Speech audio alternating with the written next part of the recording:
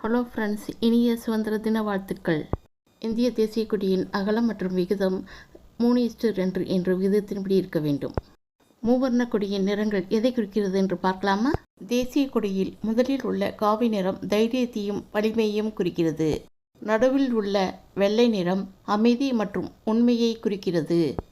கீழே உள்ள பச்சை நிறம் வளர்ச்சி, மங்களம் மற்றும் கருவுறுதல் ஆகியவற்றை குறிக்கிறது.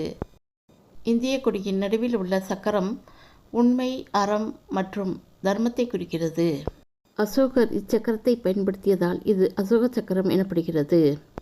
அசோகர் ஒரு நாளைக்கு 24 மணி நேரங்கள் என்பதை மையமாக கொண்டு இந்த 24 ஆரங்களை அமைத்தார் என்பார்கள். மற்றொன்று, விடுதலை காலங்களில் இமாலயத்தில் 24 சித்தர்கள் வாழ்ந்ததாக கூறப்படுகிறது.